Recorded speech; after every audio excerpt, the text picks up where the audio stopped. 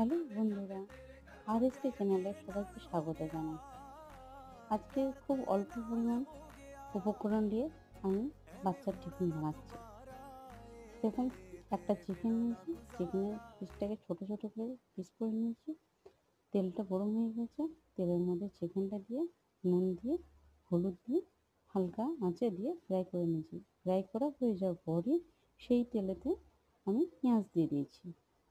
পেঁয়াজ দেওয়ার পর পেঁয়াজটা হালকা ব্রাউন কালার হলে সেটার মধ্যে চিকেন দিয়ে চিকেনটাকে ভালো করে নেড়ে চেড়ে নিয়ে অল্প পরিমাণ জল দিয়ে স্লো আঁচে 2 মিনিট মতো রেখে দিয়েছি।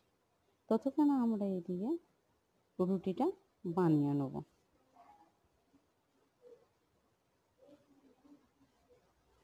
দেখুন, রুটিটা কি সুন্দর না ফুলছে। এবার টিফিনের মধ্যে প্যাক করে নেব। 2 পিস রুটি দেবো।